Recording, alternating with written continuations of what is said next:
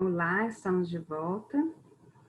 Acredito que eu vou conseguir encerrar nessa parte da aprendizagem nossa nesse último vídeo. Então, estamos falando sobre a necessidade da avaliação da psicomotricidade e a importância dela, né? Eu vou compartilhar o vídeo aqui novamente com vocês.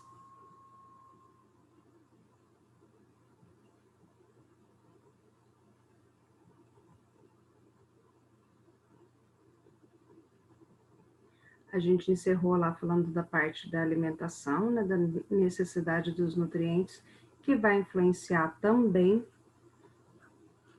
na parte da psicomotricidade.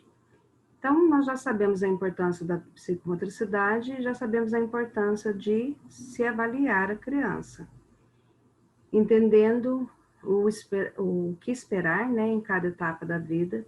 Há diversos modelos de avaliação psicomotora, desde os modelos impressos quanto aos que usam materiais próprios.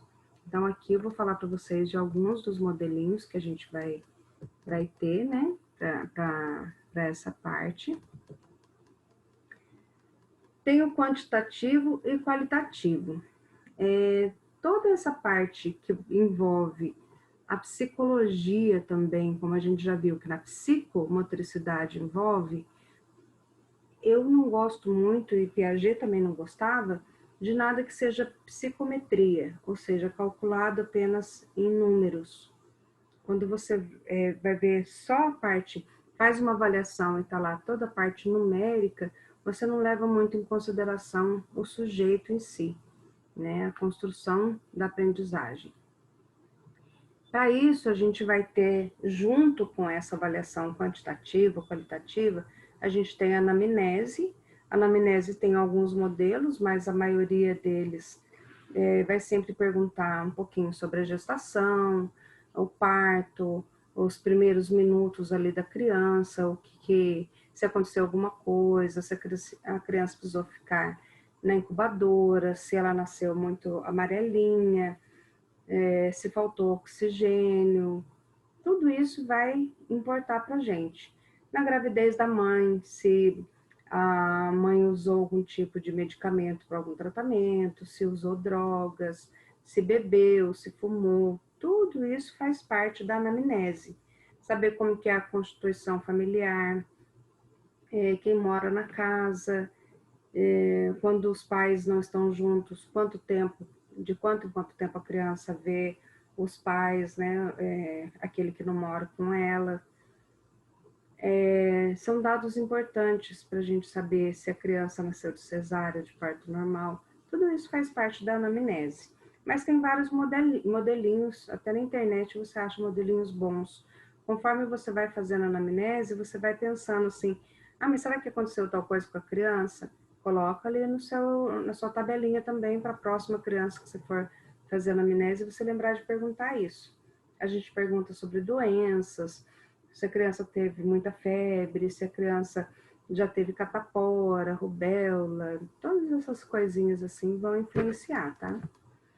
Aí a gente vai escolher um instrumento, o avaliador, como eu já falei, de acordo com a queixa, vai escolher qual o instrumento que vai trabalhar. Às vezes, com falta de material, você pode usar o que você tem, vai ver sobre o equilíbrio. Usa a lajota da sala, o piso da sala que tem um risquinho, pede para andar. Ali fala assim, olha, finge que é uma ponte. E tem um crocodilo embaixo, então não pode cair da ponte. Você vai andar com um pezinho na frente do outro, encostando um pezinho da frente no pezinho de trás, andar um pezinho atrás do outro, você já consegue saber um pouquinho do equilíbrio. Aí fala assim, agora fecha o olho, faz isso de novo, mas fecha o olho. Você não precisou de ter material nenhum. Mas tudo vai depender da queixa. Aí você já escolhe os seus instrumentos. Aí você vai fazer o exame, né? Vai usar esses instrumentos ali para avaliar, vai fazer a classificação, aonde você queria que a criança chegasse, até onde ela deveria executar e até onde ela executou na realidade. E com base nisso, né, das informações que você tem, a gente faz um plano de intervenção. O que essa criança precisa? Vou dar um exemplo prático. Quando eu fui fazer o meu trabalho de conclusão da psicomotricidade, eu pedi para uma professora amiga minha, porque eu precisava de criança de 2 idades, e ela tinha 2 filhos nas idades que eu precisava, e um deles era autista. Como eu estava fazendo pós em autismo e estava fazendo pós em psicomotricidade, casou muito bem. Mas essa professora é professora de educação física. E eu fiz o teste com o filho mais velho dela, que é autista. Ela ficou prestando atenção e não interferiu. Quando eu fui fazer com o mais novo dela, ela falou assim, não, ele é muito bom no equilíbrio, ele tá tudo bem. Aí que ela foi ver, conforme eu fui fazendo os testes, que o filho dela não estava nada bem no equilíbrio. Ela não tinha percebido ainda, porque ela não tinha feito uma avaliação. Ela estava ainda na parte do empirismo com ele, né? Ela achava que, conforme as coisas que ela via, que ele estava bem. Aí, quando foi na avaliação, que ela percebeu o quanto ele estava com dificuldade no equilíbrio, e ele já tem 6 anos, já teria que estar bem, a gente junto traçou ali quais os exercícios que ela poderia fazer com ele para ajudar ele nessa parte, porque a gente percebeu ali no exercício que não era nenhuma dificuldade física, ele não tinha nenhuma deficiência, o problema dele era só falta de estímulo. A gente chama de crianças da pandemia, né? Não brincaram na rua, não correram, não pularam corda, não pularam amarelinha, e isso a gente pode colocar daí no dia a dia. E depois de tudo isso, a gente vai fazer a avaliação. Aí sim, depois que você percebeu que o problema da criança não é uma falta de estímulo, não é uma falta de instrumento para executar, realmente você já percebeu a dificuldade dele, já traçou um plano de intervenção, a criança já foi estimulada da maneira correta e ainda assim está apresentando alguma dificuldade, aí a gente vai fazer a avaliação para dizer se a criança tem algum problema psicomotor ou não. Até então, a gente só pode dizer se ele tem uma dificuldade ou se ele tem falta de estímulo, falta de treino, mas não que ele tenha um problema psicomotor. Então, dentro desses itens aí da avaliação psicomotora, eles são instrumentos que são usados pelos profissionais da psicomotricidade. Isso eu já comentei também lá na frente, que os profissionais da educação podem encaminhar para avaliação ou perceber qualquer alteração no desenvolvimento do aluno. Então, a gente tem as professoras aí que já estão há algum tempo na educação, elas batem o olho e falam, essa criança ali tem um probleminha, né? Já por conhecimento, é empírico ainda, né?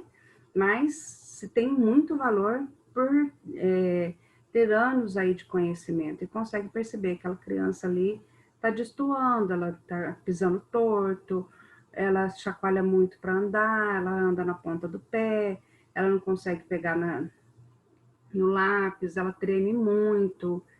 Tudo isso a professora consegue observar e aí encaminha para uma avaliação com o psicomotricista. Como devo fazer para oportunizar a observação nos aspectos motores do aluno? Então, eu vou parar toda a minha aprendizagem lá, que eu já tenho o meu conteúdo programático já para o ano inteiro, tenho que dar conta de todas aquelas coisas lá que a coordenadora mandou, que a Secretaria da Educação estipulou, eu tenho que dar conta até o final do ano, e ainda assim, onde que eu vou arrumar tempo para fazer uma atividade psicomotora com o aluno? A gente não precisa fazer nada de muito diferente. A gente vai fazer dentro dos jogos e brincadeiras. Sempre que a criança, principalmente da educação infantil, ela tem muito tempo ali brincando. E mais dos primeiros anos do ensino fundamental, ela também tem um momento em que você consegue dar jogos ali, que você consegue fazer algumas brincadeiras. Se você fizer esse momento de uma forma direcionada, ou seja, sabendo o que você quer descobrir, eu quero descobrir se a criança tem a lateralização ocular definida. Então, vou fazer um cone, vou falar assim, vamos olhar com o conezinho o desenho que eu pus aqui na lousa para ver se fica melhor. A criança colocou do lado direito. Ah, vamos fazer de novo. Aí colocou do lado esquerdo. Não está definido ainda. Geralmente a criança coloca naquele lado que é o predomínio dela. Vamos subir a escada, vamos subir no parquinho lá que tem o escorregador. Olha qual pé que a criança coloca primeiro. Você já consegue ver se ela tem qual lado que ela vai escrever, que ela vai andar. É predomínio pedal. Aí dá alguma coisa para a criança pegar. Por exemplo, um telefoninho de brincadeira. Atende aí. A criança pegou com a mão direita e colocou no ouvido direito. A gente já vê que ela tem a dominância manual direita. E ela usou o ouvido direito. Ela usou o olho direito, o ouvido direito, a mão direita, o pé direito. Ela já tem toda uma lateralidade definida. São coisinhas bem simples que dá para a gente ir fazendo, mas direcionado. Então, brincadeiras com intenção. O jogo e as brincadeiras são aspectos fundamentais no desenvolvimento motor das crianças. Ao jogar, a criança estimula a curiosidade e aprende a ter confiança, aprende a conviver em grupo e a lidar com frustrações, aperfeiçoa a concentração e a atenção no que está a passar à sua volta. Brincar é fundamental para a saúde física, emocional e intelectual da criança. Isso é uma coisa que eu bato bastante com os pais também, sobre a necessidade da criança dela brincar. Porque quando a criança está brincando, ela tem que entender o outro, quando ela está brincando com outras crianças, ela tem que entender o outro, ela tem que observar, ela tem que tentar conquistar aquilo que ela quer, qual é o brinquedo que vai usar, qual o jogo que vão jogar agora. Ela tem que tentar seduzir essa outra criança para conquistar aquilo que ela quer. Isso tudo é uma socialização. E aí, quando ela joga, quando ela brinca, ela entende o outro e ela usa várias partes do corpo. Diferente da criança que vai ficar sentada na televisão, toda tortinha, toda mal colocada, e que não tem essa interação. O celular, ele faz com que a criança não tenha nem paciência, porque o celular dá a resposta na hora. E se ele demora um pouquinho mais, a criança já quer atacar na parede. Enquanto que o coleguinha, às vezes, é muito demorado para responder, às vezes é chatinho, às vezes está até fedidinho. E a gente tem que trabalhar isso na criança, toda essa tolerância. Aí ele queria brincar de uma coisa, o outro queria brincar de outra e ganhou. Ele se frustrou, mas não bateu em ninguém, não chorou, não ficou deprimido. Ele aprendeu que pode se frustrar e ser feliz mesmo assim. Diferente dos adolescentes hoje, que são os reizinhos, o que eles decidem é lei, os pais acatam. Aí quando vão para o mundo real, não sabe lidar nem com um grupo de WhatsApp. Porque a fulaninha colocou uma piada, todo mundo pôs kkk. Eu coloquei uma piada, ninguém falou nada. Pronto, o mundo não me ama, eu não sirvo para nada, eu não quero mais estar aqui. E se aumentou muito o número de suicídio na adolescência, porque as crianças não sabem se frustrar. Então é importantíssimo, quando a criança está brincando, ela ter outras crianças da idade dela, porque o adulto geralmente vai fazer o que a criança quer, vai deixar a criança ganhar, e se não deixa, porque ele é mau, a criança já não gosta mais daquele adulto. Quando é com alguém da idade dela, ela se sente mais à vontade para ser ela própria e desafiar o outro que é da mesma altura, que tem mais ou menos os mesmos conhecimentos que ele. A brincadeira desenvolve crianças e o celular atrasa crianças. Então, como que a gente pode fazer para estimular essas crianças que estão com essas dificuldades?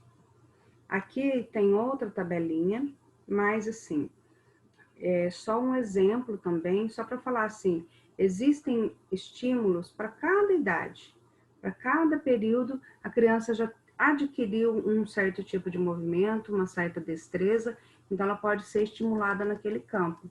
Eu não vou colocar um bebê para pular corda, né? Ele não está nem sabendo sentar ainda e você quer que ele pule amarelinha.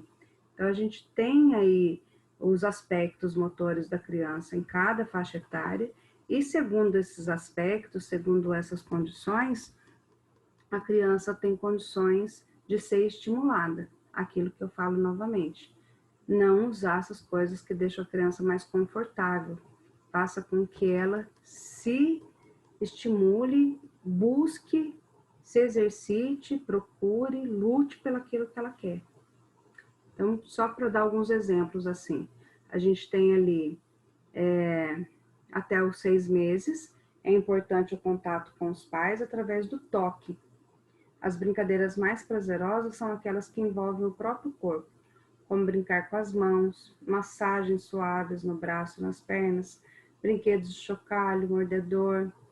Brinquedo de musical é o que, assim, né? Você tem um inimigo, você dá uma bateria para o filho pequeno dele. Mas os instrumentos musicais, eles trabalham vários aspectos motores e cerebrais também. São bastante interessantes para as crianças. E esses pequenininhos, assim, toda vez que você puder fazer alguma coisa de toque para ele, ele vai se aprendendo a se estabilizar melhor. A criança até os 3 meses de idade, ela é Casas Bahia, dedicação total a você.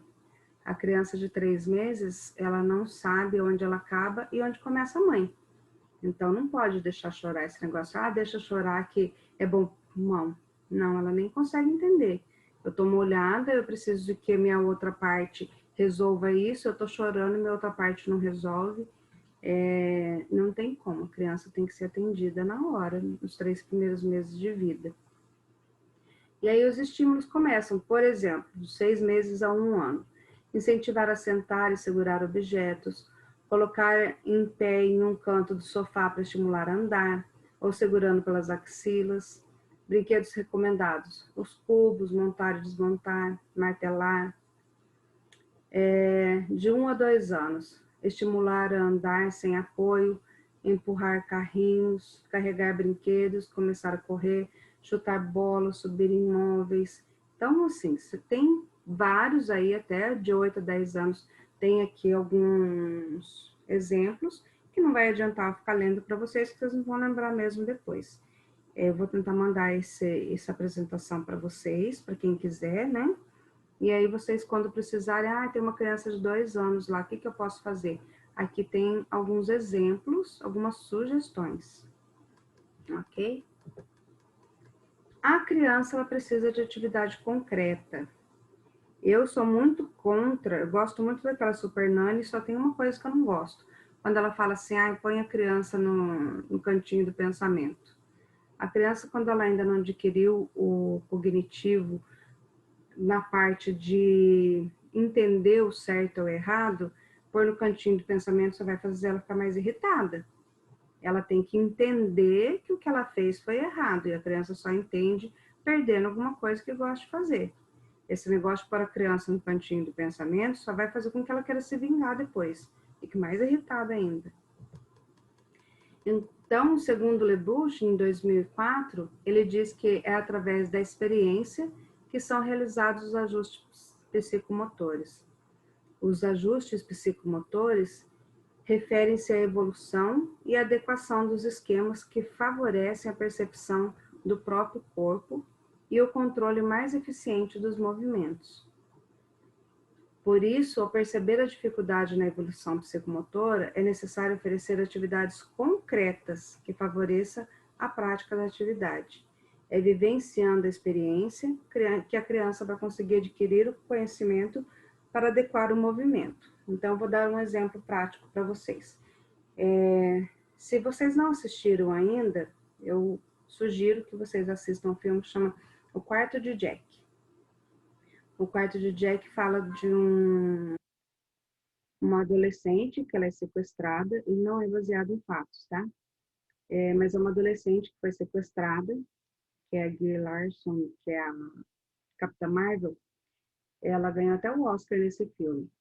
E esse sequestrador mantém ela num quartinho muito pequeno, tipo uma garagem, e ela acaba tendo um filho dele lá. E esse menino, quando ele já atinge, assim, 8, 9 anos, não lembro a idade dele, ela mostra, tenta passar para ele o que é a realidade. Tenta falar que o mundo não é aquele quartinho, que até o momento ele achava que o mundo acabava ali. E ela começa a contar para ele as experiências assim que existem do lado de fora. Ela tenta explicar para ele o que é uma árvore, por exemplo.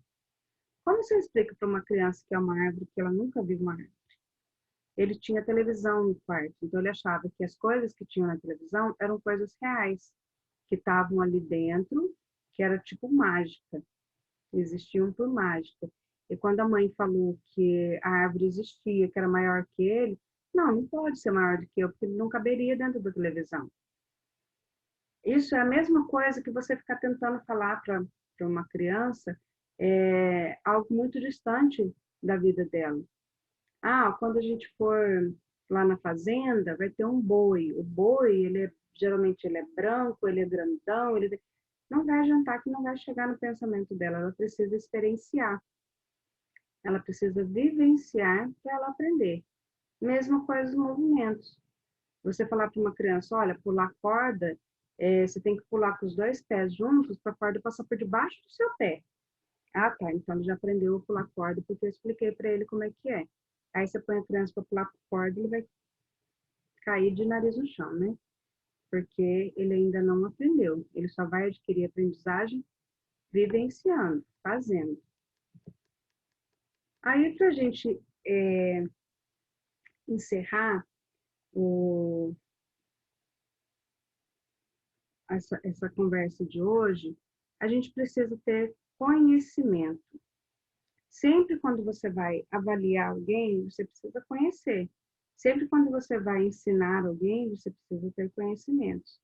Dentro da área da psicomotricidade, a gente tem muita informação e é interessante porque, diferente da aprendizagem, eu tenho aqui alguns livrinhos falando sobre a parte da aprendizagem e a gente vê muita coisa falando assim, ah, segundo o autor tal, mas o fulano não concorda, e o ciclano também não concordou e fala que é de outro jeito. A gente tem muitas teorias diversas que fogem bastante um do outro.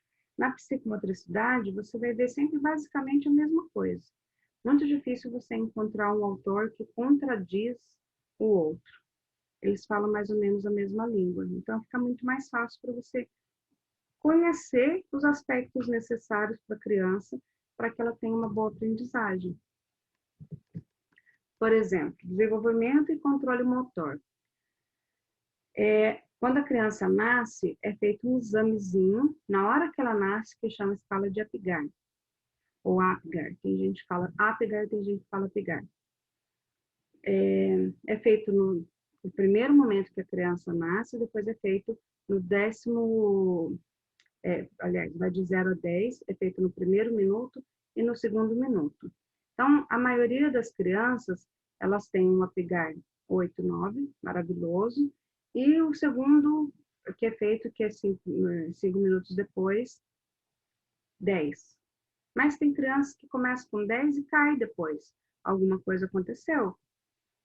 Ou quando a criança nasce com um Apgar muito baixo, geralmente abaixo de 6, ela pode adquirir algum problema cognitivo, ela pode ter alguma deficiência, ela pode acarretar depois, porque ela teve uma anóxia, né? Ela teve uma falta de oxigenação no cérebro.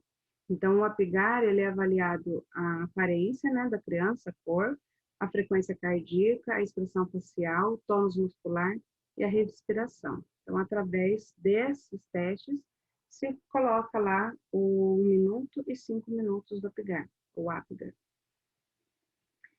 Então, de 7 a 10 é boa, excelente condições, de 4 a 7 tem que ter um tratamento de salvamento imediato. Caso o tratamento seja bem sucedido e o score aumente, danos a longo prazo são improváveis. O Apgar pode ser afetado pela medicação recebida pela mãe, condições neurológicas, cardiorrespiratórias ou prematuridade, que o pulmão não amadureceu ainda, né?